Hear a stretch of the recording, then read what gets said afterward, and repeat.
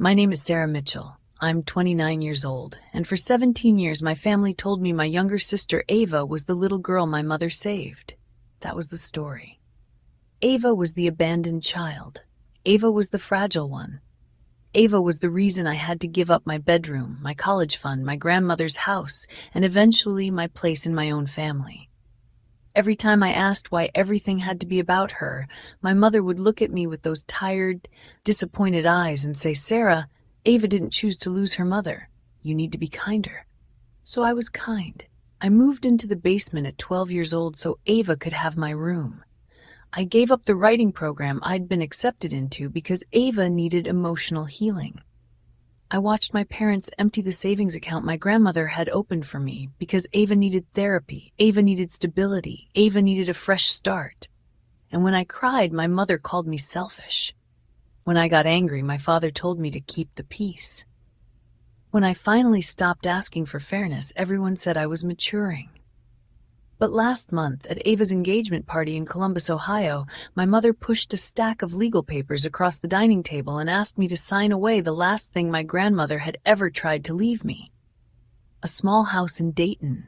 The house my mother swore didn't belong to me. The house she said my grandmother had forgotten to put in writing. The house she now wanted to sell so Ava could have the wedding she deserved. I said no. The room went silent. Then Ava stood in front of 40 guests, lifted her champagne glass, and smiled at me like she had been waiting her whole life to say it. "Sarah has always been jealous," she said, "because I was chosen, and some people just can't accept that they were never the special one." Everyone stared. My mother didn't correct her. My father looked down at his plate. He and I walked out before they could see me cry. 3 days later, a plain white envelope arrived at the pediatric clinic where I work. No return address. No name, just my name written across the front in shaky blue ink. Inside was one page from Mercy General Hospital, a maternity record, September 14th, 2001. Patient name Diane Mitchell, child delivered female. Infant name Ava Rose Mitchell, father unknown. I read it once, then again, then a third time because my brain refused to understand what my eyes were seeing. Ava wasn't adopted. Ava wasn't my mother's dead friend's daughter. Ava was my mother's child. My sister was actually my mother's daughter. And if that hospital record was real, then my entire life had been built around a lie. But the record was only the first page. By the time I finished reading the rest of what came in that envelope, I understood why my grandmother had hidden a will, why my mother had buried it, why my father had gone quiet for 17 years, and why Ava had smiled when she called herself chosen, because she already knew. They all knew. And they still let me lose everything for a lie. I was 12 years old the first time my mother told me love was supposed to hurt. She didn't use those exact words, of course. Diane Mitchell never said ugly things directly if she could wrap them in something that sounded holy. She said things sacrifice, compassion, family, responsibility. She said them in the same soft voice she used at church bake sales and parent-teacher conferences, the voice that made people believe she was patient and kind and endlessly giving. But what she meant was simple. Give Ava what she wants, and don't complain. The day Ava came to live with us, it was raining so hard the gutters overflowed. I remember that clearly because I was sitting on the living room carpet, working on a science project about the solar system, when my father's truck pulled into the driveway. My mother had been gone all afternoon. She told me she was helping an old friend with an emergency, which was strange because my mother rarely helped anyone unless other people were watching. The front door opened. My mother stepped inside first, soaked from the rain, holding the hand of a little girl with dark blonde hair, red eyes, and a pink backpack that looked too new to belong to someone in crisis. "This is Ava," my mother said. I stood up, still holding a styrofoam planet with a toothpick stuck in it. Ava stared at me from behind my mother's coat. "She's going to stay with us for a while," Mom continued. "Her mother passed away, and she doesn't have anyone else." My father came in behind them carrying 2 trash bags full of clothes. Trash bags. That detail stayed with me for years. Back then, it made me feel sorry for her. I imagined Ava standing in some empty apartment while adults shoved her life into plastic bags. I imagined how scared I would be if my parents disappeared and I had to sleep in a stranger's house. So I smiled at her. "Hi," I said. "I'm Sarah." Ava didn't smile back. She looked at my project on the floor and then at the couch, the TV, the hallway leading to the bedrooms. My mother squeezed her shoulder. "Sarah has a big heart," she said. "She's going to help you feel safe here." That was the first time I was assigned a role I hadn't asked for. Helper, big sister, good girl, the one who understood. That night, Ava slept in my room because my mother said she was too frightened to be alone. I slept on the floor in a sleeping bag beside my bed. Ava cried for almost an hour. I whispered that everything would be okay, even though I had no idea whether that was true. In the morning, my mother made pancakes. Not the boxed kind, the real kind with vanilla and cinnamon, the ones she usually only made on birthdays. Ava barely ate, but my mother kept touching her hair and telling her she was safe now. My father sat at the table reading the newspaper, pretending this was normal. I asked how long Ava would be staying. My mother's smile tightened. "Sarah, that's not a kind question." "I just meant she lost her mother," Mom said. "Try to think about someone besides yourself." So I stopped asking. A week later, my mother moved half of my clothes into the hallway closet to make room for Ava's things. 2 weeks later, my bookshelves were cleared because Ava needed space for toys. A month later, my mother sat on the edge of my bed and said Ava was having nightmares, and the therapist thought she needed a room that felt like it belonged to her. I remember looking around at my purple walls, my posters, the glow-in-the-dark stars my grandmother Margaret had helped me stick to the ceiling. "This is my room," I said. Mom sighed like I had disappointed her. "It was your room," she said gently. "Now Ava needs it more." My new room was the basement. Not the finished part because we didn't have a finished basement. It was a concrete room with one small window near the ceiling, a water heater in the corner, and a smell that never fully went away, no matter how many candles my grandmother bought me. My father carried my mattress downstairs and leaned it against the wall while I stood on the steps holding my pillow. He wouldn't look at me. "Dad," I whispered, "do I have to?" He paused, his hand on the railing. "Your mother knows what she's doing," he said. That was Robert Mitchell's entire parenting style. Your mother knows. Your mother means well. Don't make things harder. Keep the peace. I learned early that my father's silence could hurt almost as much as my mother's words. At first, I still tried to be good. I helped Ava with homework. I let her borrow my sweaters. I taught her how to ride my old bike because Mom said sharing would help her heal. When Ava screamed because she didn't want to eat vegetables, I was told to be patient. When Ava broke my snow globe from Grandma Margaret, I was told objects mattered less than people. When Ava told my mother I had rolled my eyes at her, even though I hadn't, I was sent to the basement without dessert because Ava needed to feel believed. Everything Ava did came with an explanation. Trauma, fear, abandonment. Everything I felt came with an accusation. Jealousy, selfishness, drama. By the time I turned 14, I understood the rules of our house. If Ava cried, I apologized. If Ava wanted something, I gave it up. If I complained, I was cruel. And if I ever said the words, "That's not fair," my mother would get quiet. That quiet was worse than yelling. She would look at me like I had become something ugly right in front of her. Then she would say, "Ava didn't ask to be alone in this world, Sarah." And I would swallow whatever I had been about to say. Because what could I say back to that? I still had parents. Technically, Ava didn't. That was the story. The only person who ever questioned it was my grandmother Margaret. Grandma lived in Dayton, about an hour away, in a small yellow house with green shutters and a porch swing that creaked whenever the wind blew. She smelled like lavender hand soap and cinnamon gum. She was my mother's mother, but sometimes I wondered how they were related at all.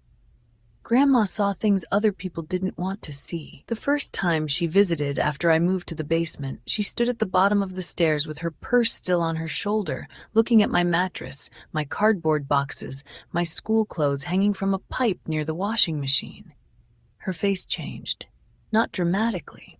Grandma Margaret wasn't dramatic, but something in her eyes went still. "Sarah," she said carefully, "why are you sleeping down here?"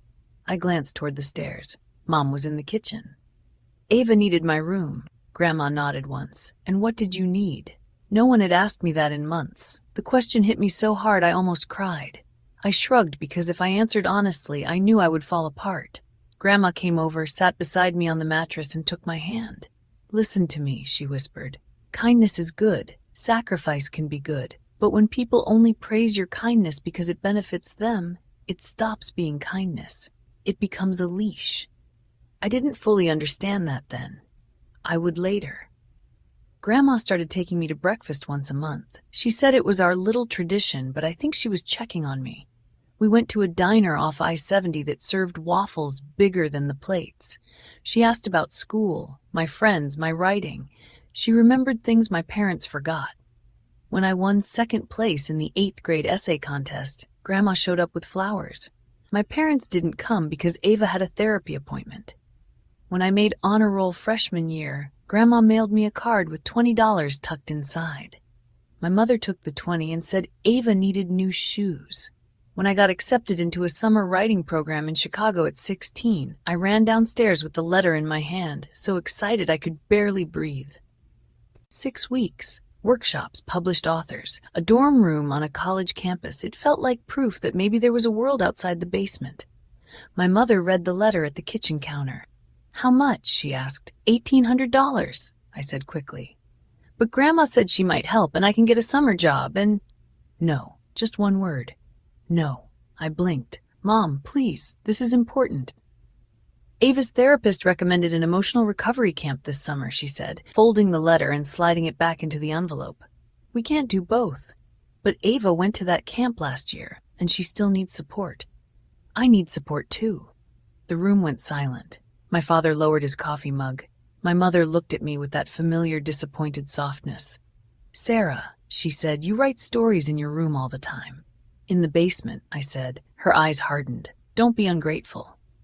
That night, I found the acceptance letter in the trash under coffee grounds and eggshells. I took it out, wiped it clean as best I could, and hid it in a shoebox under my bed. I didn't go to Chicago. Ava went to camp. When she came home, my mother threw her a welcome-back dinner and told everyone how brave she was. Grandma Margaret found out 2 weeks later. She drove to Columbus without calling first. I heard her arguing with my mother in the kitchen, their voices low but sharp. "She had a chance, Diane. Ava needed it more." "You always say that, because it's true." "No," Grandma said, "because it's useful." I sat frozen on the basement stairs. Then my mother said something I didn't understand at the time. "You don't get to judge me after what you made me do." Grandma didn't answer right away. When she did, her voice was colder than I had ever heard it. "I helped you once because you were my daughter. Don't confuse that with approval." The kitchen went silent. I waited for someone to explain. No one did. Years later, I would remember that sentence. "I helped you once." It would come back to me when I held the hospital record in my hands. It would come back when I saw my mother's name printed beside the word mother. It would come back when I realized Grandma Margaret had been carrying the truth long before I knew there was one to tell. But at 16, I only knew one thing. Something was wrong in my family. Something deeper than favoritism. Something older than Ava's arrival. And everyone except me seemed to know exactly what it was. By the time I turned 29, I had learned how to make my life small enough that my family could ignore it comfortably. I lived in a 1-bedroom apartment on the east side of Columbus, above a dry cleaner that made my clothes smell faintly like detergent, even when I hadn't done laundry. I worked as an administrative coordinator at a pediatric clinic, which was a polished way of saying I answered phones, scheduled appointments, handled insurance problems, calmed down angry parents, and knew exactly which cabinet held the emergency lollipops for terrified 4-year-olds. It wasn't glamorous, but it was mine. My rent was paid on time. My car was used but reliable. My student loans were slowly shrinking. I had a small circle of friends who remembered my birthday without being reminded. On Sunday mornings, I bought coffee from the bakery downstairs and wrote in a notebook by the window. It wasn't the life I had imagined when I was 16 and holding that acceptance letter to the Chicago writing program.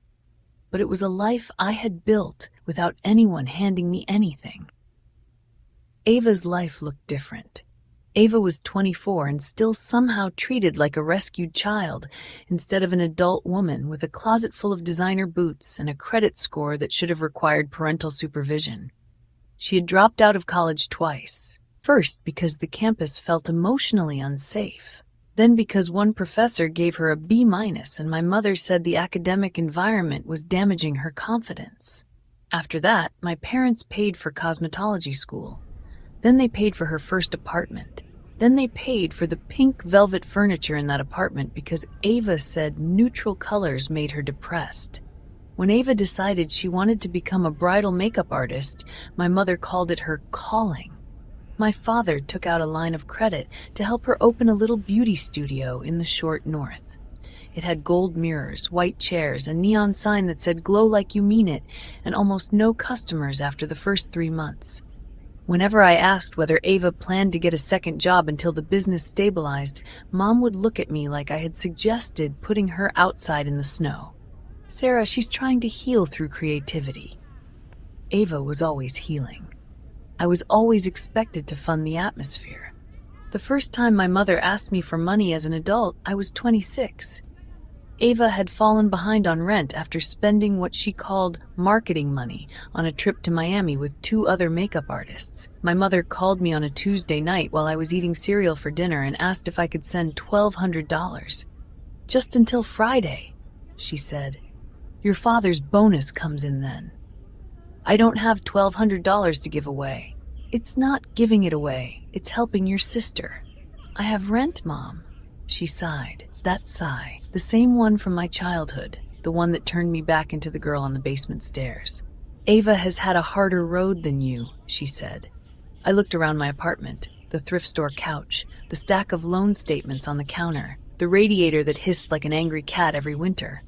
"Has she?" I asked. There was a pause.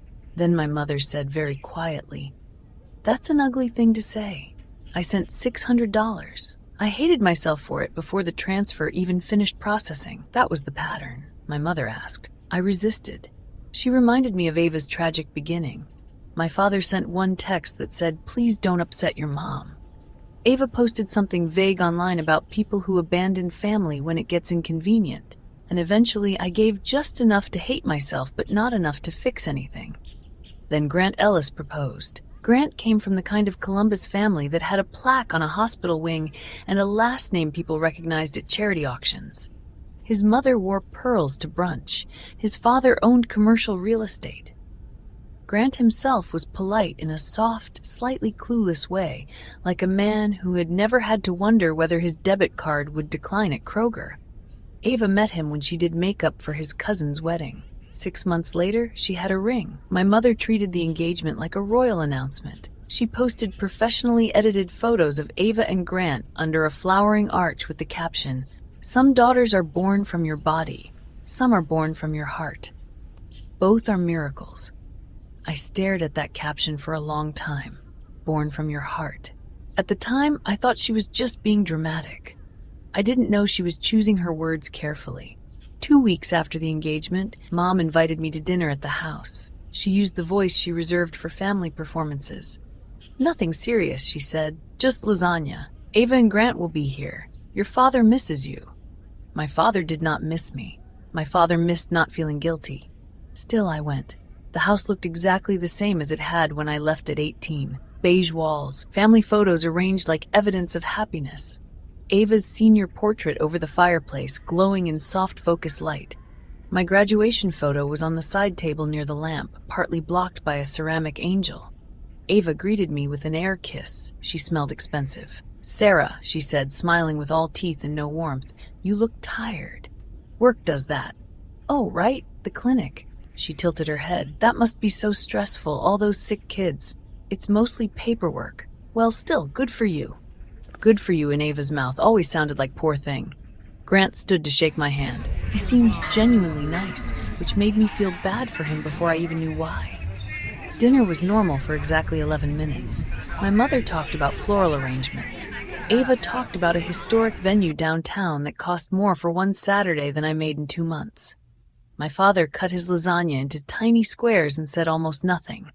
Then Mom cleared her throat. "Sarah, honey, there's something we need to discuss." There it was. The reason for the lasagna. She reached into the drawer of the sideboard and pulled out a manila folder. My stomach tightened before she even opened it.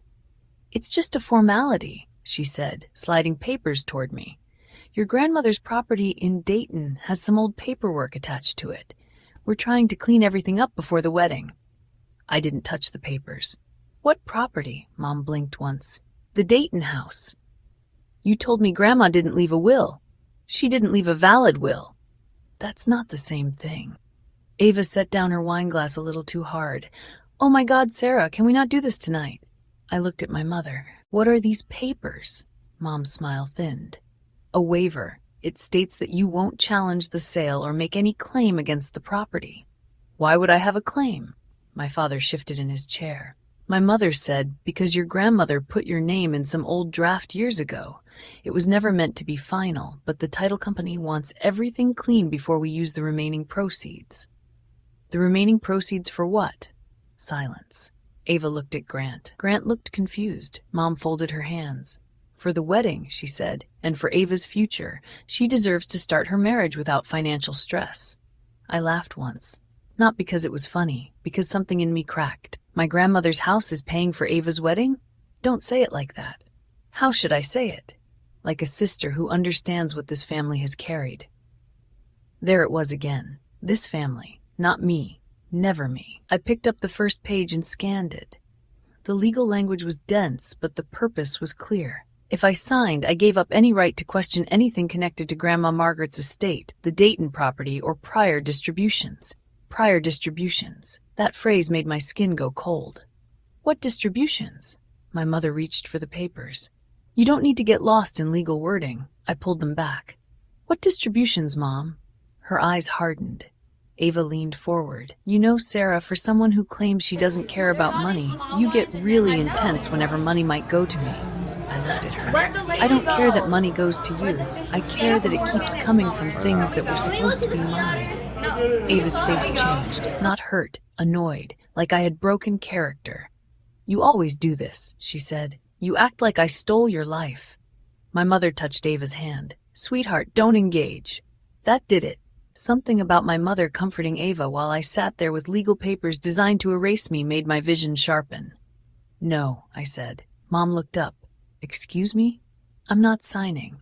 The silence was immediate. Even the refrigerator hum seemed too loud. My father finally spoke. "Sarah, let's not make this difficult." I turned to him. "Did Grandma leave me that house?" He opened his mouth, closed it. My mother answered for him. "Your grandmother was old, bitter, and confused near the end. She was clear enough to visit me, clear enough to remember every birthday, clear enough to ask why I was sleeping in a basement." Mom's face went pale with anger. Ava pushed back from the table. "This is unbelievable. I'm literally planning my wedding, and you're trying to make it about your childhood. My childhood paid for your comfort." Ava's eyes filled with tears on command. "You're cruel." And just like that, the room moved into formation. Mom stood and wrapped an arm around Ava. Dad looked at me like I had brought a weapon to dinner.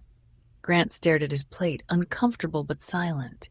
Mom said, "Ava lost her mother, Sarah. She came to us broken. You had stability. You had us." I stared at her. I almost asked, "Did I?" But I already knew the answer. I stood, folded the papers once, and placed them back on the table. "I'm not signing anything until a lawyer looks at it." My mother's voice dropped. "You bring a lawyer into this family, and you will regret it." It was the first honest thing she had said all night. 2 nights later was Ava's engagement party. I almost didn't go. I should not have gone. But some part of me still wanted to prove I could stand in a room with them and not be the villain they kept writing me as. The party was at a private room in an upscale restaurant downtown. All white flowers and gold candles and women saying "stunning" every 10 seconds. My mother floated around like a hostess in a movie, telling people how blessed she felt. Ava wore a cream silk dress and the expression of someone being worshipped. For the first hour I stayed near the back, drinking water and counting the minutes until I could leave. Then my mother tapped her glass. Speeches. Grant's father spoke, then Ava's best friend, then my mother. She talked about love, resilience, chosen family. She said Ava had come into their lives through tragedy but had become the greatest gift. Then she looked directly at me. And sometimes, Mom said, family means learning to let go of old hurts so someone else can have joy. People turned. Not everyone, just enough. My face burned. Ava took the microphone next. I want to thank the people who have supported me, she said, smiling beautifully, and even the people who struggled to support me because I know love can be hard when jealousy gets in the way. A few people laughed nervously. Ava lifted her champagne glass. Sarah has always been jealous, she said, because I was chosen, and some people just can't accept that they were never the special one. The room went silent. My mother didn't stop her. My father looked down, and Grant, poor Grant, smiled uncertain like he didn't understand what he had just witnessed. I walked out before the tears came. In the parking lot, the cold March air hit my face, and I finally let myself shake, not cry, shake, because there's a kind of humiliation that doesn't feel like sadness at first. It feels like your body trying to reject the fact that you stayed long enough to hear it. I drove home with my hands locked around the steering wheel. At my apartment, I climbed the stairs, kicked off my heels, and saw the envelope lying on the floor just inside my door. Plain white, no stamp, no return address, my name written in shaky blue ink. Sarah Mitchell. I should have been afraid. Instead, I felt strangely calm. I opened it at my kitchen counter. Inside was one photocopied page and a yellow sticky note. The sticky note said, "Ask Diane why Mercy General listed her as Ava's mother." I pulled out the page. Mercy General Hospital, maternity admission record, September 14th, 2001. Patient, Diane Elaine Mitchell. Delivery, female infant, infant name Ava Rose Mitchell. Father, unknown. For a moment, the apartment disappeared. The counter, the radiator, the traffic outside, everything. I read the page again and again. My mother's name, Ava's name. Mother, unknown father. My hands went numb. 17 years of being told Ava had no mother. 17 years of being told I had to be grateful because I had one. 17 years of giving up rooms, money, chances, and dignity because Ava was the abandoned girl my mother saved. But Ava had never been motherless. Not for 1 second. My mother had not saved her. My mother had hidden her. And somewhere, somehow, someone had finally decided I deserved to know. I did not sleep that night.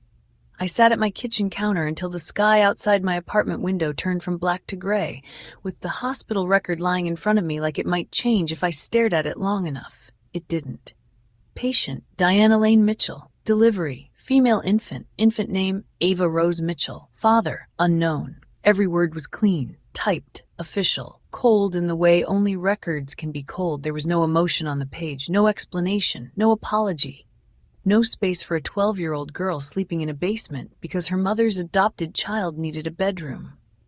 No place to write. Sarah gave up her college fund because Diane said Ava was motherless. No line for, this family was built around a lie. Just facts. My mother had given birth to Ava, and for 17 years she had looked me in the eye and told me Ava lost her mother. At 6:12 a.m., I called in sick to work. My voice sounded so calm that my supervisor didn't question it. I told her I had a migraine. That was not entirely untrue. My head felt like something inside it had cracked open. By 7, I had made 3 copies of the hospital record at the UPS store down the street. 1 copy went into my purse. 1 went into a folder in my apartment. 1 I sealed inside an envelope and gave to my best friend, Natalie, who lived 2 floors above me. Natalie opened her door wearing pajama pants and 1 contact lens. "Sarah?" she said. "Are you okay?" "No," I said, handing her the envelope. "If anything happens, if I call you and say I need it, give this back to me. If my mother contacts you, don't tell her anything." That woke her up. "What did Diane do?" I almost laughed. "Where would I even start?" "I don't know yet," I said, "but I'm going to find out." My first stop was Mercy General Hospital. It sat on the west side of Columbus, a gray building with blue windows and an emergency entrance I had driven past 100 times without ever knowing it held the first piece of my family's real history. I parked on the 3rd level of the garage, sat in my car for 10 minutes, and practiced breathing. I worked in healthcare administration. I knew privacy laws. I knew no one was going to hand me my mother's maternity file just because I had a photocopy in childhood trauma. But I also knew records had shadows, old billing codes, archived indexes, names, departments, people who remembered. The woman at medical records was kind but firm. I'm sorry, she said, sliding the photocopy back to me. Even if this document is authentic, you are not the patient. We cannot release any protected health information without authorization. I'm not asking for her full chart, I said. I just need to know if this is real. Her face softened slightly. I understand why you're asking, but I can't verify that either. Is there anyone from maternity records who worked here in 2001? She gave me a look that was almost pity. That was more than 20 years ago. Right, of course. 23 years was enough time for a lie to grow roots. I left the records office with nothing but the same page I had brought in. In the lobby, I stopped near a wall of donor plaques and stared at names I didn't recognize. People who had given money to have their names preserved in metal. My mother had preserved her secret in paperwork. I was halfway across the parking lot when someone called my name. Sarah Mitchell? I turned. A woman stood near a silver Honda, one hand resting on the open driver's door.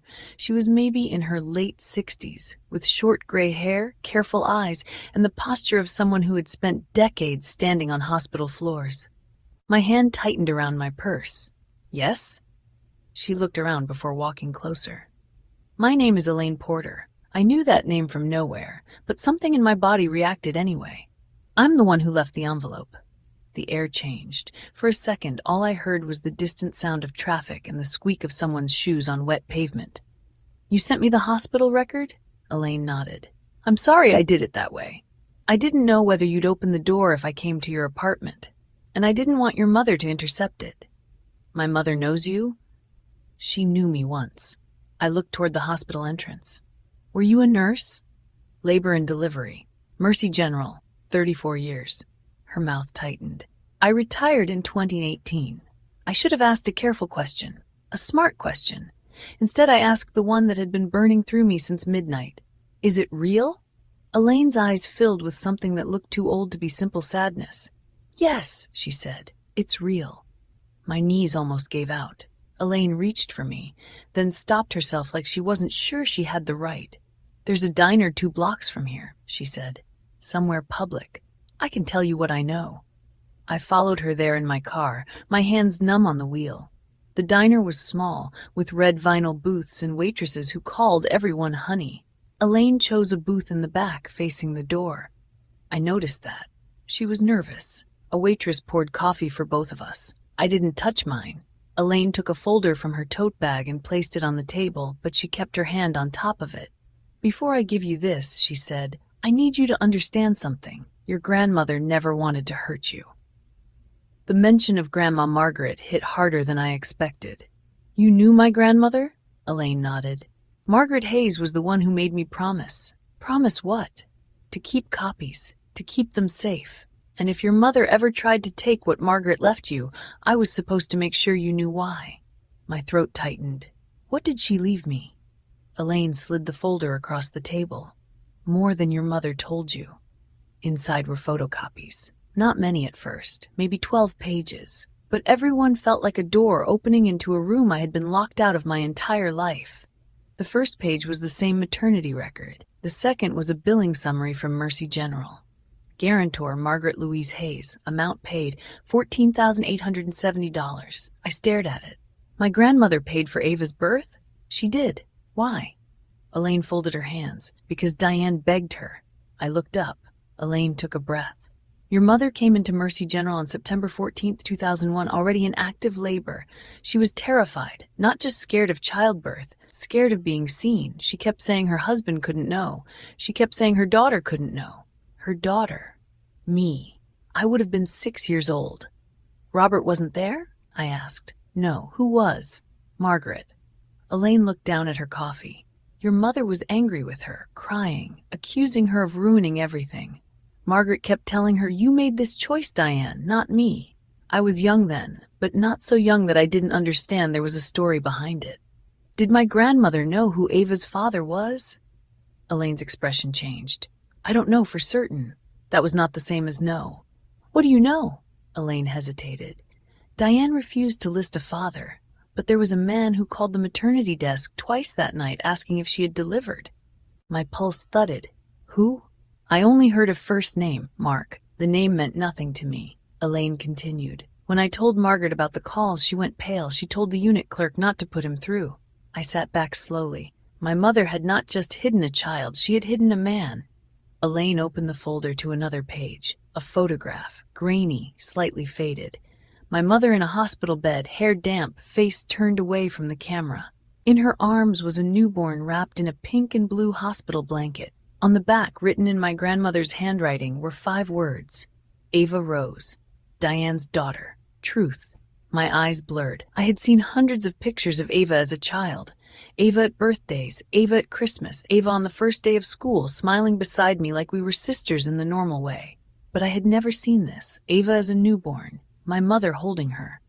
Proof that the story began before Ava ever walked into our house with trash bags. Why did Mom bring Ava to us when she was 7, I asked. Where was she before that? Elaine's face tightened. That part I only know from Margaret. Tell me.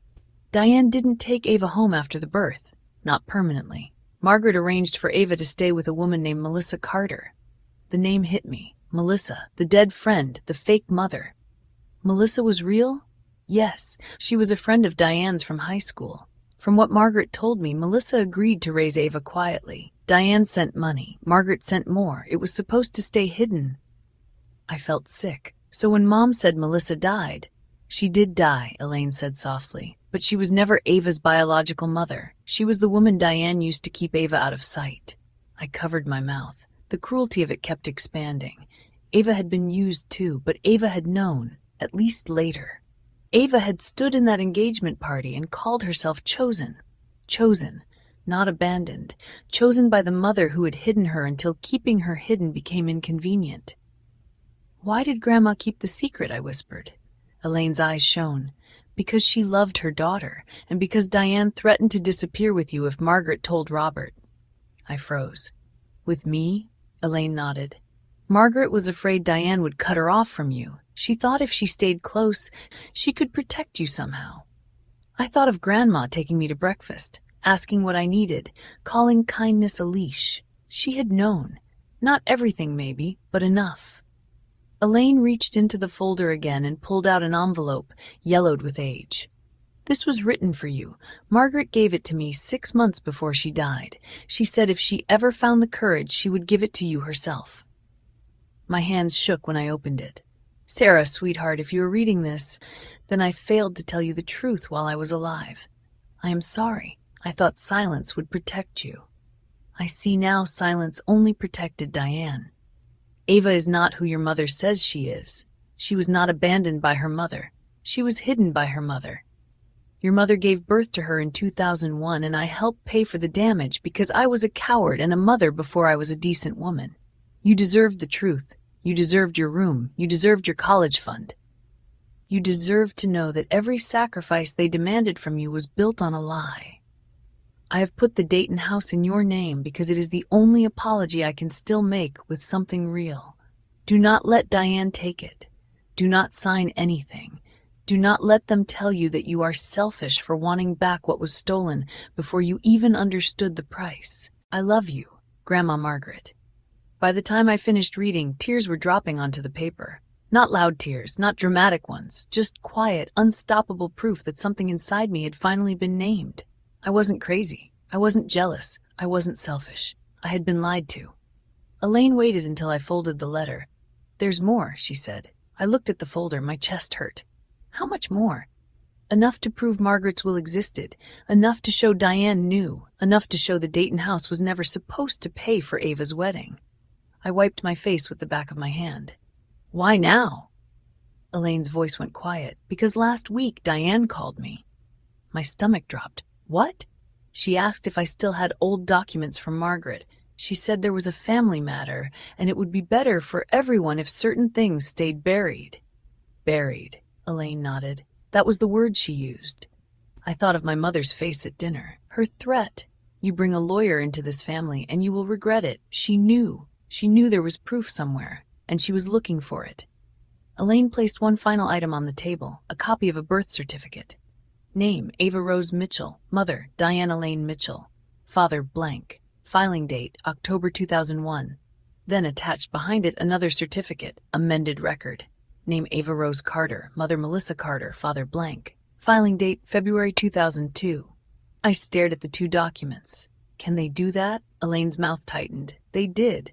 Legally, that's what a court will have to decide. A court.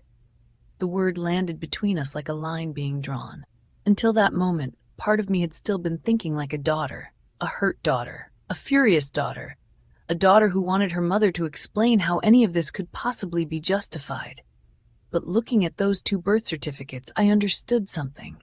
This was bigger than a family secret. This was paperwork, money, property, fraud, a life rearranged by documents I had never been allowed to see. I put everything back into the folder carefully. What should I do? I asked. Elaine looked me straight in the eye. Make copies, find a lawyer, and whatever your mother says, don't meet with her alone. I nodded, but I already knew I was going to meet her. Not alone, not unprepared. But I needed to see her face when I put the truth on the table. I needed to ask her, just once, without a basement between us, without Ava crying in the next room, without my father telling me to keep the peace. Why? Why did you make me pay for your lie? And deep down, I was terrified of the answer. Because maybe there wasn't one. Maybe my mother hadn't ruined my childhood for love. Maybe she had done it for image, for control, for the ability to stand in church, smile at neighbors, and say she had saved a motherless girl when the truth was much uglier. She had not saved Ava. She had hidden Ava. Then she had used Ava. And when the lie became too heavy to carry, she made me carry it for her. I left the diner with the folder pressed against my chest like it was something alive. Outside, my phone buzzed. A text from my mother. Sarah, we need to talk about your behavior at the engagement party. You embarrassed this family. I looked at the message, then at the folder. For the first time in my life, I smiled when my mother tried to shame me, because now I knew something she didn't. The family secret wasn't buried anymore. It was in my hands. I didn't answer my mother's text right away. I sat in my car outside the diner with Elaine's folder on the passenger seat, my phone glowing in my hand, and read her message 3 times. Sarah, we need to talk about your behavior at the engagement party. You embarrassed this family. Embarrassed this family. Not Ava embarrassed me in front of 40 people. Not your sister humiliated you while we stood there and let her. Not we asked you to sign away a house your grandmother may have left you. Just that I had embarrassed the family. For most of my life, that sentence would have worked. I would have apologized before I was ready, softened my voice before I spoke, and wondered how to explain my pain in a way that didn't inconvenience anyone else. But that version of me had been built in a basement, and I was not in the basement anymore. I typed back one sentence. Dinner. Tomorrow. Your house. Everyone there. 3 dots appeared almost immediately, then disappeared, then appeared again. Finally, my mother replied, Fine, 6:30, and Sarah, come prepared to apologize. I stared at the message and almost laughed. I was coming prepared, just not for that. The next 24 hours were the longest of my life. I made copies of everything Elaine had given me. The maternity record, the original birth certificate, the amended birth certificate, the billing summary with Grandma Margaret's name on it, the photograph of my mother holding newborn Ava, Grandma's letter. I scanned all of it, saved the files to a cloud folder, emailed a copy to Natalie, and printed 2 full sets at work during my lunch break. I also called 3 attorneys. 2 couldn't see me for weeks. The third, Rebecca Lawson, had a receptionist who went quiet when I said the words hidden will, amended birth certificate, and possible forged inheritance waiver in the same sentence. Miss Lawson can give you 30 minutes tomorrow morning at 9, the receptionist said. Bring everything. I'm confronting my mother tonight, I said. There was a pause. Miss Lawson would advise against that. I figured. Another pause. Then record nothing unless Ohio law allows it, threaten nothing, sign nothing, and don't hand over originals. I looked at the folder on my desk. I won't. At 6:27 the next evening, I parked outside my parents' house. The same beige house with the same white trim and the same maple tree in the front yard where my father had once hung a tire swing for Ava. Not for me. By the time he became the kind of father who built swings, I was already too old to fit in them. Through the front window, I could see movement in the dining room. My mother had staged it. Of course she had. The table was set with the good dishes. Candles burned in the center. There were flowers. She wanted the room to look peaceful, reasonable, normal. She wanted the setting to argue for her before she even opened her mouth. I walked up the porch steps with my folder tucked under my arm. My father opened the door. He looked older than he had 2 days before. His hair was rumpled, his face drawn, his eyes flicking immediately to the folder. "Sarah," he said quietly. "Dad." For a moment, neither of us moved. Then my mother's voice came from behind him. "Robert, let her in. We are not doing drama on the porch." There she was. Diane Mitchell. Perfect hair, pearl earrings, soft blue sweater. The uniform of a woman who wanted everyone to believe she had never done anything cruel in her life. Ava stood near the fireplace with her arms crossed. Grant was beside her, looking uncomfortable, like he had already asked why he needed to be there and hadn't liked the answer. "Good," my mother said. "You came. You told me to apologize. I'm hoping you still have enough sense to do that." I stepped inside. No one hugged me. No one asked if I was okay. The front door clicked shut behind me, and for one strange second I felt 12 again, trapped in a house where everyone knew the rules except me. Then I looked down at the folder. Not anymore. We sat at the dining table, my mother at one end, my father at the other, Ava beside Diane, Grant beside Ava. I sat across from them with the folder in front of me. Mom began before I could. "Sarah, what happened at Ava's engagement party was unacceptable." I looked at her. Ava publicly humiliated me. Ava was emotional. She called me jealous in front of your guests. "Because you have been jealous." Grant shifted in his seat. I turned to him. "Did you know why I was upset?" He swallowed. "I know there's some disagreement about a property. A property my grandmother left me."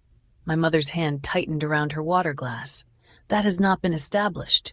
"It will be," Ava scoffed. "Oh my God, you are obsessed with that house." "No," I said. "I'm obsessed with the truth."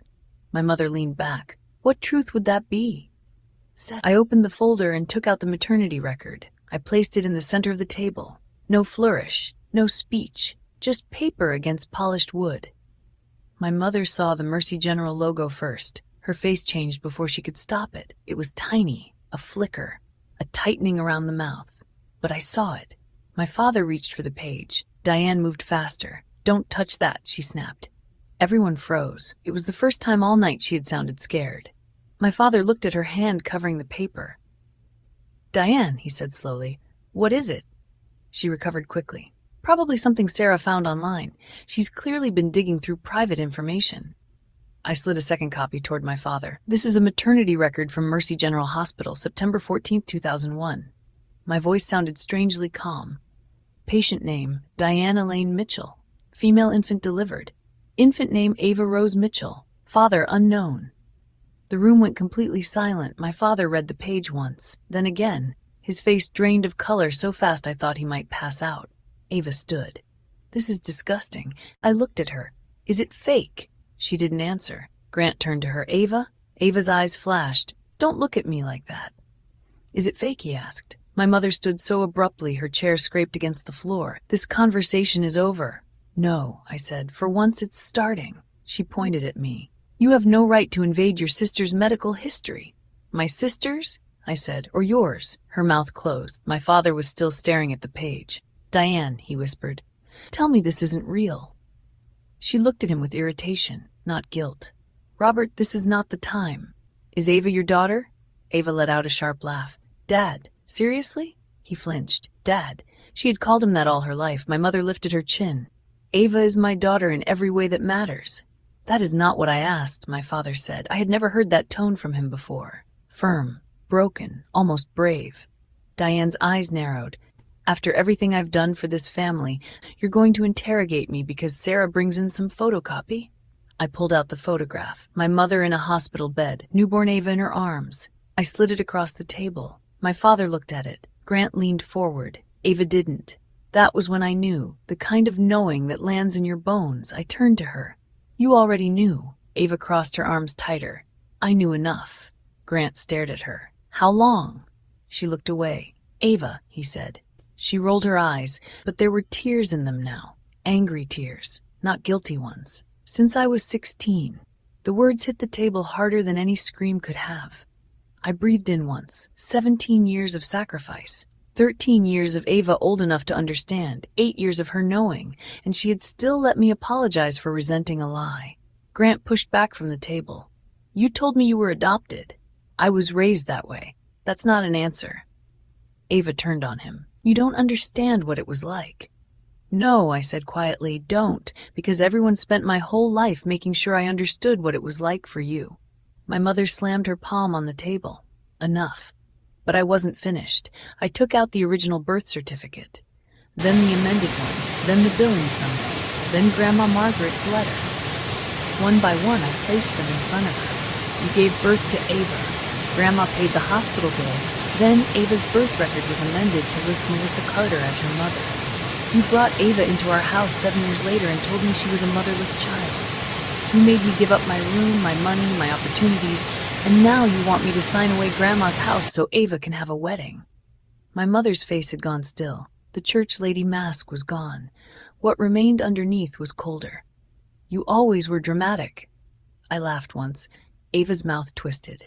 See? This is what I mean. She wants to make my entire existence about her.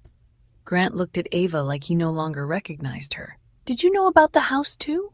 Ava didn't answer quickly enough. My father closed his eyes. Oh God, my mother turned on him. Don't you dare act betrayed. You were happy enough to let me handle everything when it was convenient. His eyes opened.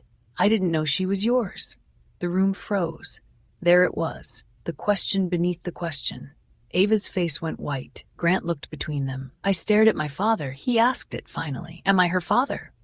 My mother's silence answered before her mouth did. Then she said, that is complicated. My father stood. 23 years of weakness seemed to collapse through him all at once. Complicated? Robert, you brought another man's child into my house and made me raise her? Ava made a weird sound. My mother spun toward me. Do not punish Ava for my choices.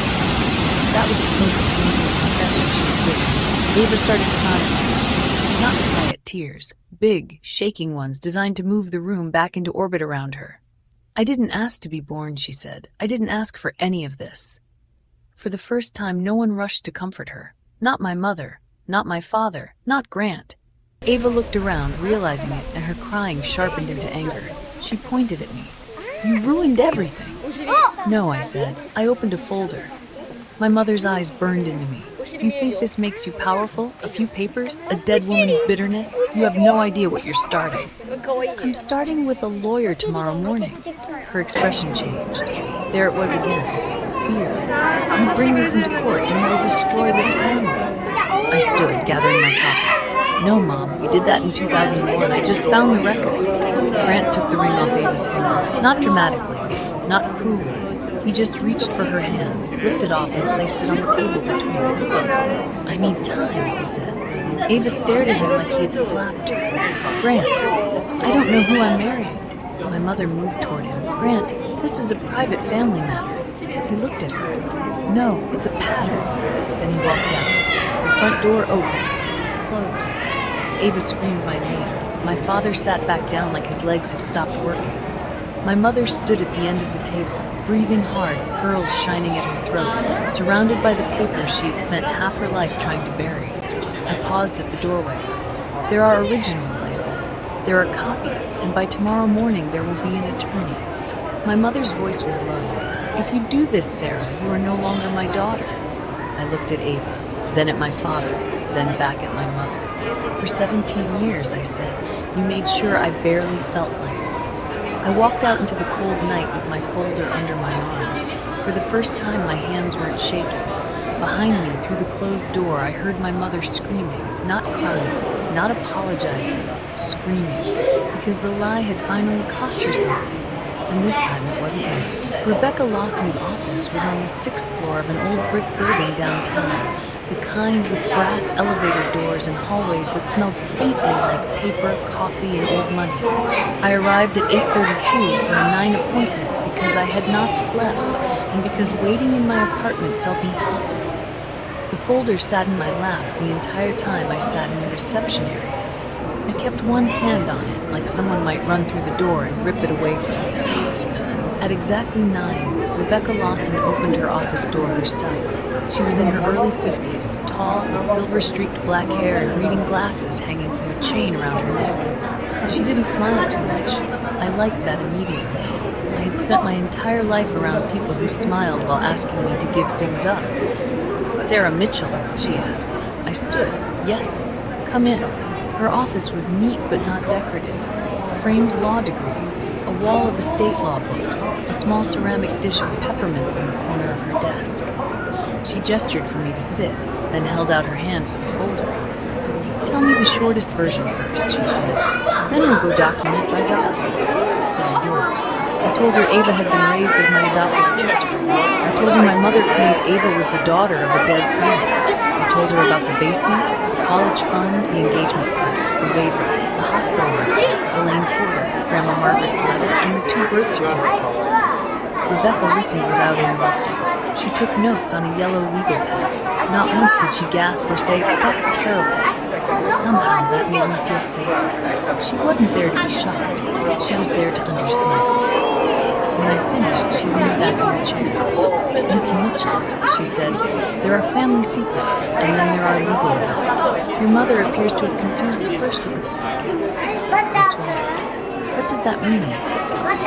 "It means lying to your child is cruel. Lying to a title company, probate court, or a government agency is something else." She opened the folder and began sorting the pages into piles: medical records, birth records, estate documents, property documents, correspondence, grandma's letter. She read each page carefully. When she reached the amended birth certificate, her expression tightened. "Do you know who helped your mother amend this?" "No." "We'll need to find out." "Can that even be undone?" "Possibly. But right now, Ava's birth history is not our strongest legal path. Your grandmother's will and the property waiver are." She tapped the copy of the waiver my mother had tried to make me sign. "Did you sign anything related to the Dayton property before?" "No, at least not knowingly." "Not knowingly?" I told her about the papers my mother had given me after Grandma Margaret's funeral when I was 19. She said they were insurance forms and funeral reimbursement documents. I signed where she pointed because I was grieving, and because I still believe parents did not use grief as a tool. Rebecca wrote that down slowly. "That matters." "Why?"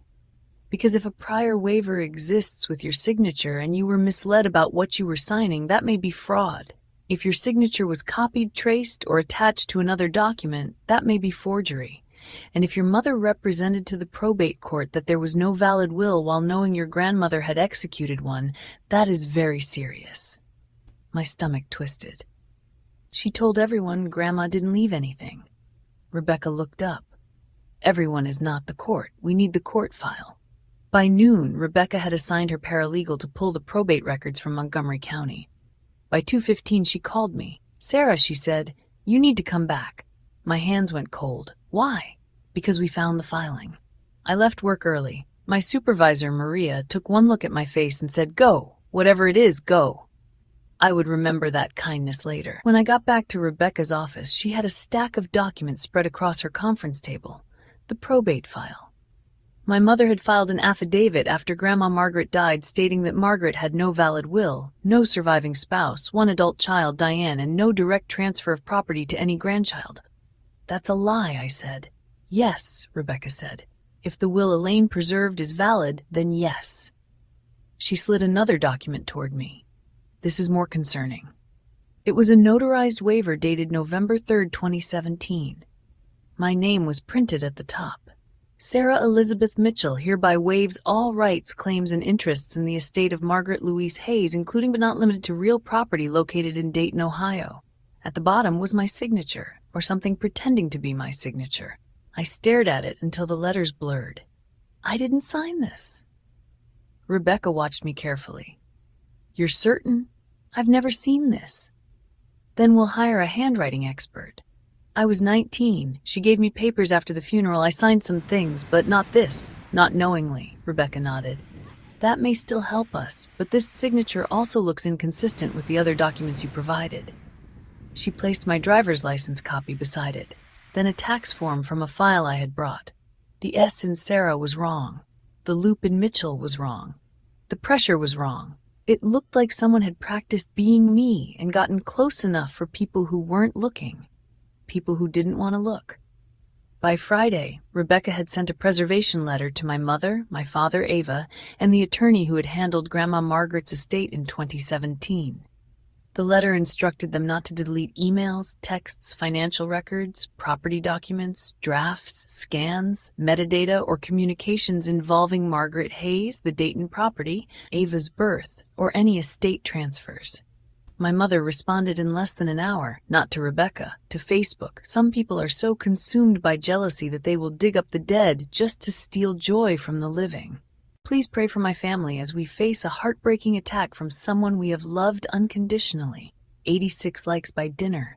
Ava posted a photo of herself holding a tissue, no makeup, eyes wide and wounded. I did not choose the circumstances of my childhood. I will not let a bitter person turn my existence into a crime. My phone began buzzing before I finished reading it. Aunt Carol, Cousin Beth, Nancy from church, even people I hadn't spoken to since high school. Sarah, what are you doing? Your mom is devastated. Ava has been through enough. This is about money, isn't it? I did not answer.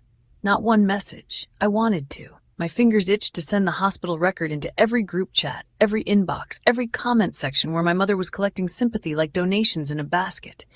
But Rebecca had warned me. Let them talk emotionally, she said. We'll answer legally.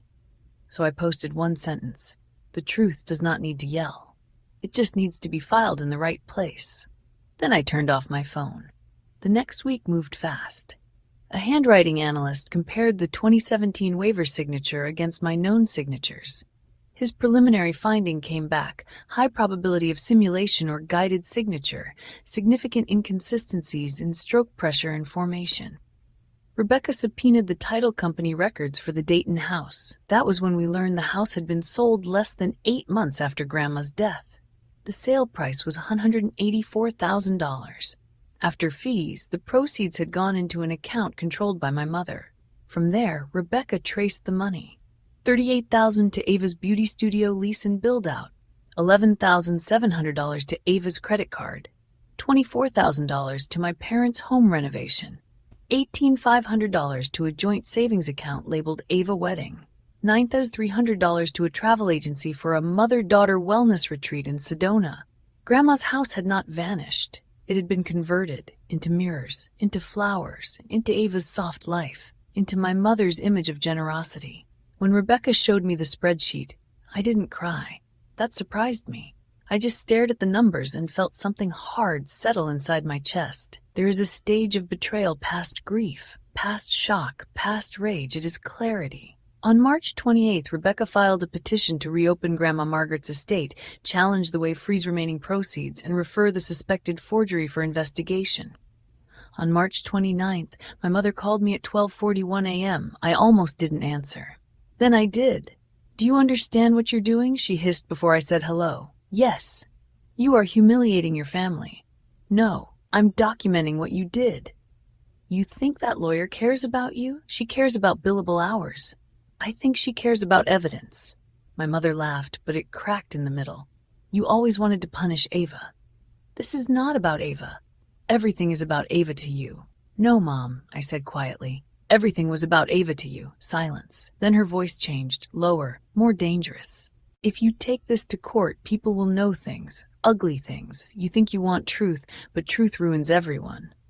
I looked across my dark apartment at the folder on my table. No, I said. Lies ruined everyone. Truth is just showing the damage. For a moment, I heard only her breathing. Then she said the thing that told me Rebecca was right. What do you want? Not I'm sorry. Not I can explain. Not please don't hate me. What do you want? Like this was a transaction. Like my childhood had a price. I want Grandma's will honored, I said. I want the money from the Dayton house returned. I want you to admit what you did. I can give you money. I didn't ask for hush money. You ungrateful little. I hung up. The preliminary hearing was 10 days later. My mother arrived with an attorney, Ava, and an expression designed for cameras, though there were none. She looked wounded, brave, misunderstood. My father arrived separately and sat in the back. Rebecca presented the will first, signed by Margaret Hayes, witnessed by 2 people, notarized properly. Then she presented the waiver, questioned signature, questioned circumstances. Then the money trail. Then Elaine's sworn affidavit, confirming Margaret had preserved the documents because she feared Diane would try to erase Sarah's inheritance. My mother's attorney argued that I was acting out of resentment and sibling jealousy. He said the family had made decisions based on compassion for Ava. He said dragging private birth history into an estate dispute was cruel and irrelevant. Rebecca stood slowly. Your Honor, the birth history matters because Mrs. Mitchell used a false narrative about Ava's abandonment to pressure Ms. Mitchell into financial sacrifices for more than a decade, including the attempted waiver now before the court. The question is not whether Ava deserved compassion. The question is whether Diane Mitchell used deception to obtain property that belonged to Sarah Mitchell. The judge looked at my mother, then at the documents. Then he issued a temporary order freezing all remaining funds connected to the Dayton property and prohibiting my mother, father, or Ava from transferring, spending, or concealing related assets. He also referred the suspected forged waiver to the county prosecutor for review. My mother's face went white. Ava whispered, "Mom?" My mother did not answer. For once, she had no soft voice ready, no speech about sacrifice, no tears powerful enough to erase a court order. Outside the courtroom, Ava came at me in the hallway. "You're destroying my life," she said. I looked at her, really looked at her. The sister who had been lied about, the girl who had also been used, the woman who had known enough to keep using the lie anyway. "No," I said, "I'm taking mine back." Behind her, my mother stood with her attorney, clutching her purse with both hands. She looked smaller, not sorry, just cornered. And for the first time in my life, I understood the difference. The courtroom was smaller than I expected. I don't know why I imagined something dramatic. Maybe because the truth had felt so enormous once it finally came out. Maybe because for 17 years that lie had been big enough to push me into a basement, big enough to swallow my college fund, big enough to turn my grandmother's house into Ava's wedding money.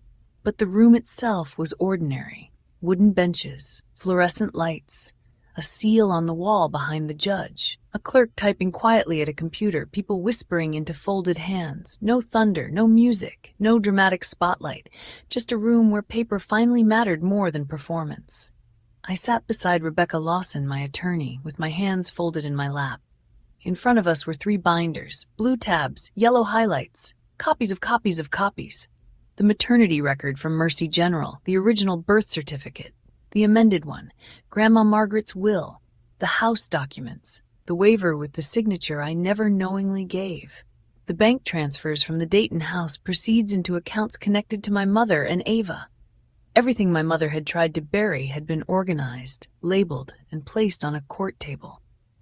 Across the aisle, Diane Mitchell sat perfectly still in a navy dress and pearls. She looked like she was attending a church luncheon. Not a hearing about fraud. Not a hearing about the daughter she had lied to. Not a hearing about the mother she had betrayed. Ava sat behind her, arms crossed, eyes red but dry.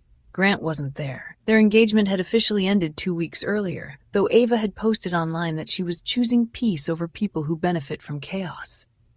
My father sat alone on the other side of the gallery, not beside my mother, not beside me, alone. That felt right. When the judge entered, everyone stood. My knees felt weak, but I stood too. Judge Marlene Whitaker was in her early 60s with silver hair, sharp eyes, and the kind of voice that didn't need to get loud to make a room go silent. Rebecca began by laying out the timeline. September 14th, 2001. Diane Mitchell gave birth to a female infant at Mercy General Hospital. That infant was recorded as Ava Rose Mitchell. No father was listed. February 2002, an amended birth record appeared naming Melissa Carter as Ava's mother. 1. Melissa Carter died, and Diane brought Ava into the Mitchell home under the explanation that Ava was the orphaned child of a deceased friend. 2. Margaret Hayes executed a will, leaving the Dayton property to her granddaughter, Sarah Mitchell. 3. Margaret Hayes died. Diane Mitchell represented to family members that there was no valid will.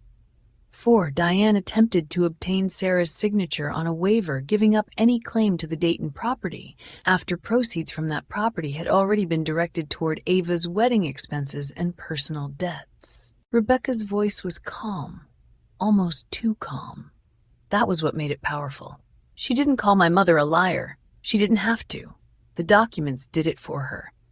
Then Elaine Porter took the stand. She looked nervous but steady.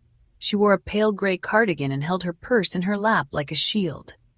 When Rebecca asked how she knew my grandmother, Elaine explained that she had been a labor and delivery nurse at Mercy General in 2001 and that Margaret Hayes had contacted her years later to preserve copies of records connected to Ava's birth. My mother's attorney objected 3 times. The judge overruled him twice, sustained him once. Elaine kept going. She testified that Diane had arrived at the hospital in active labor, accompanied by Margaret, not Robert. She testified that Diane repeatedly said her husband and daughter could not know. She testified that Margaret paid the bill.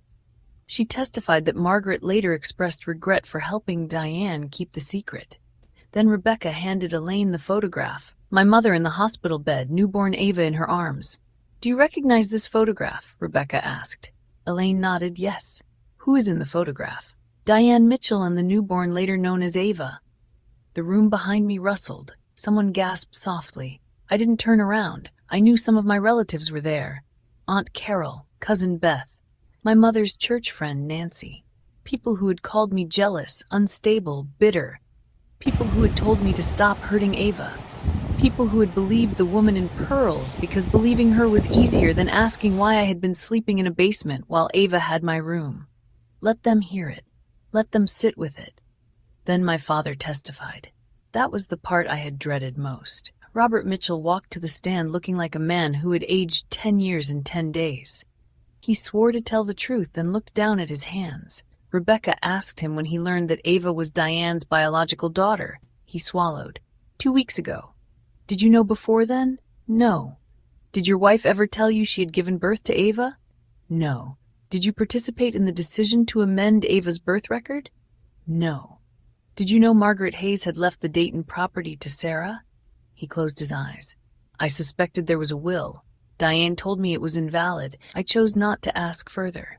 Rebecca paused. Why? My father opened his eyes, and for the first time in my life he did not hide behind my mother. Because it was easier, he said. Because Diane always made things difficult when questioned. Because I told myself keeping peace was the same as protecting my family. His voice broke. It wasn't. It was cowardice. I looked down at my hands. I had imagined that sentence for years. Not those exact words, but something like them. Some admission that his silence had not been neutral. That standing by while someone hurt me was still choosing a side. Hearing it did not fix everything, but it did something. Then my mother testified. Her attorney should not have let her. Maybe he couldn't stop her. Maybe Diane believed what she had always believed, that if she spoke with enough pain in her voice, people would confuse control for love. She sat on the stand, crossed her ankles, and told the judge that everything she had done had been to protect Ava. Ava was innocent, she said. She didn't deserve scandal. She didn't deserve to be rejected. Rebecca stood. And Sarah? My mother blinked. What? Did Sarah deserve to be lied to? My mother's jaw tightened. That is not a fair way to frame it. Did Sarah deserve to give up her bedroom because you told her Ava had no mother? She was a child. Children share rooms. She was moved to an unfinished basement. My mother looked toward me for the first time. For a second, I thought I saw shame. Then it vanished. Sarah always exaggerates. Rebecca picked up Grandma Margaret's letter. Did Sarah exaggerate this? My mother's face went pale. Rebecca read only one line aloud. You deserved your room. You deserved your college fund. You deserved to know that every sacrifice they demanded from you was built on a lie. The courtroom was silent. My mother stared forward. Rebecca lowered the letter. Mrs. Mitchell, did you attempt to have Sarah sign a waiver giving up all claims to the Dayton property? It was a family matter. That was not the question. Yes. Did you tell her the proceeds would help fund Ava's wedding? My mother said nothing. The judge looked over her glasses. Mrs. Mitchell, answer the question. Yes, my mother said. The word was small, but it was enough. By the end of the hearing, Judge Whitaker ruled that Grandma Margaret's will was valid. The Dayton house had belonged to me. The prior waiver was placed under review because of evidence suggesting misrepresentation and possible forgery. The remaining proceeds connected to the property were frozen. The financial transfers to Ava and to my mother's accounts would be investigated. The matter of the amended birth certificate and estate documents was referred for further legal review. The judge did not scream. She did not shame my mother. She simply read the ruling into the record. That was worse for Diane, because it was official. It was no longer family gossip, no longer Sarah being dramatic, no longer old resentment. It was the truth, stamped, filed, recorded. When we walked out of the courtroom, my relatives stood in clusters, whispering. Aunt Carol touched my arm. "Sarah," she said softly, "I didn't know." I looked at her. "No," I said, "you didn't ask." Her face crumpled, but I kept walking. Outside, the air was cold and bright. The courthouse steps were wet from rain. Rebecca told me the process wasn't over. Money would take time. The property proceeds would take time. The investigation could take months, maybe longer. I nodded. I understood. But something had already been returned to me. Not the house, not the money. Something older than that. My name, my story. The right to say what happened without being corrected by the people who caused it. My father approached me near the parking lot. "Sarah," he said. I stopped. He looked like he wanted to hug me. I did not move closer. "I'm sorry," he said. "For all of it." I waited. He took a shaky breath. "I should have protected you." "Yes," I said. He flinched. "I know I don't deserve forgiveness." "No," I said. "Not yet." He nodded like the words hurt, but he accepted them. That mattered. A little. 2 weeks later, I drove to Dayton. Grandma Margaret's house was smaller than I remembered. Yellow paint faded by weather. Green shutters chipped. The porch swing still hanging, though one chain was rusted.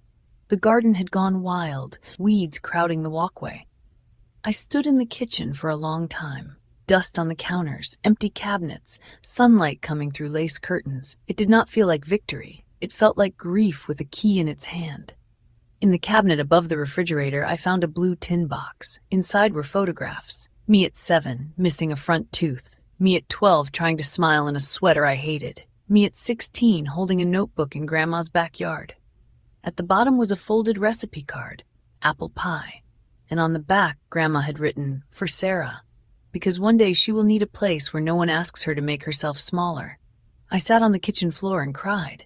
Not because I had won, because someone had seen me, long before the courtroom, long before the hospital record, long before I had the words to explain what was happening to me.